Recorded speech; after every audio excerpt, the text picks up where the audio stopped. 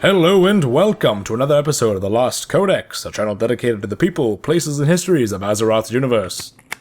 In the first episode, we introduced the 4 old gods that arrived on Azeroth, the terrible minions they created, and the war they waged against the elemental lords, ending in their enslavement.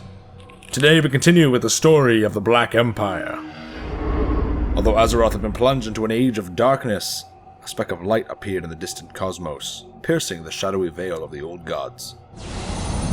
This glimmer of hope would arrive in the form of the Titans, a race of colossal, godlike beings that existed as living worlds, imbued with powers incomprehensible to mortal minds.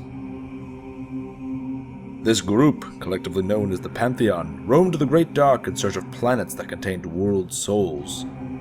These souls were powerful spirits that slumbered within the world's core, eventually awakening as Titans.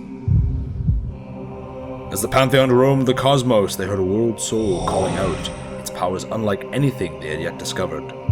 The Titans set out in search of this soul, and upon arrival, discovered the blackened, diseased surface that the old gods lorded over.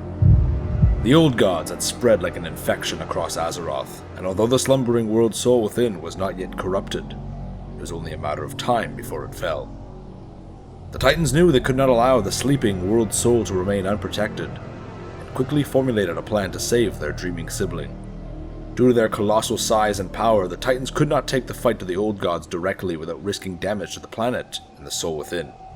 Instead, they created a vast army to take their place on Azeroth. From the very surface of the planet, the Titans breathed life into 2 new races. The Vanir, enormous beings made from the rocks of Azeroth's crust, were given the powers to hold command over the stones of the earth. Their sister race, the Aesir, were huge beings shaped from the natural metals of the earth, and given the powers and control over the storms. These races were together known as the Titanforge and would serve as the prosecutors of the Titans' will. Among the Titanforge, the Pantheon appointed individual leaders, bestowing unique powers upon them. These leaders of the Titanforge would be called the Keepers, and would play a vital role in the battle to come. With their new armies created and the Keepers empowered, the Titans gave the order to purge Azeroth of the Black Empire. The Black Empire was caught off guard by the sudden attacks from the Titanforged. Determined to not lose control over their vast kingdoms, the old gods turned to their most powerful lieutenants, the enslaved elemental lords, and sent them against the Titanforged armies. For weeks, the 2 forces clashed and warred against one another, metallic and stone-skinned warriors against the enraged primal elements of Azeroth. In time, balance was tipped in the Titanforge's favor. Keepers Odin and Tyr, 2 of the Titanforge's most prominent Aesir warriors, waged war against Ragnaros, and despite his unbridled fury, forced the Fire Lord into retreat. The Vanir Keepers, Arcadis and Freya, assaulted Therazane's crystalline fortress, and with their dominion over the earth and massive plant matter, brought the walls of her domain crashing down upon her. High above Azeroth, Keepers Ra, Thorum, and Hodir waged a thunderous, howling battle against the Windlord. And despite his mastery over the very skies themselves, Alikir fell to the forces he once controlled. Keepers Loken and Mimiron led the assault against Neptulon, and with their mastery of arcane magic, shattered the armies of living water, and forced the Tidehunter into enchanted bonds. With the first battle won, the Keepers sought a way to permanently deal with the elemental lords.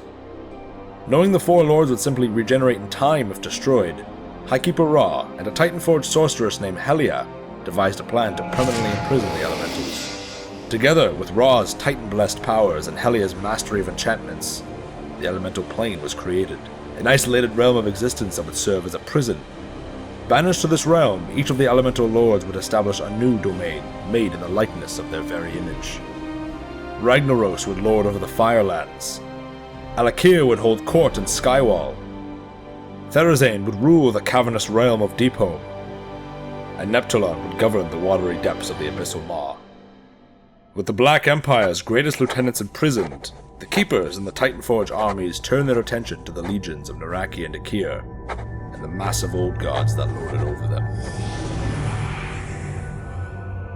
Thank you again for joining us for another episode of The Lost Codex. If you enjoyed what you saw, please like and share the video. If you want to leave feedback or request a future topic, please leave a comment. And of course, if you want to hear more from the pages of The Lost Codex, click the subscribe button. Stay tuned for part 3 in the story of the Black Empire.